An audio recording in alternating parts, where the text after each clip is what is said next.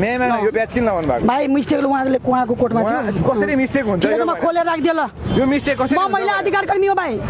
म राजनीतिको कपनी बुझ्दिनँ 2 दिन भएको छ लिसन मैले खोलिदिएँ नि लिसन टु मी भाइ म एउटा महिला अधिकार कर्मी हो राजनीतिको कपनी बुझ्दिनँ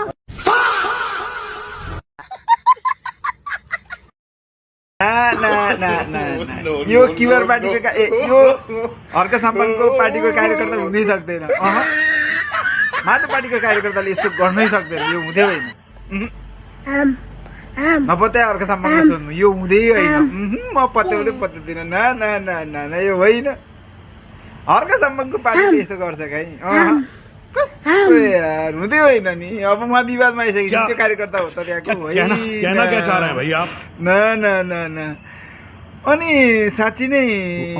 त्यो एक दिनको कति हुँदो रहेछ हौ आउँदो रहेछ कति आउँदो रहेछ त्यो चोकचोकमा यसो विरोध गरे जस्तो गऱ्यो भने कति आउँदो रहेछ एक दिनमा फेरि मैले हर्क साम्पाङको पार्टीलाई चाहिँ भने होइन है हजुर है रिसानी माफ है हजुर है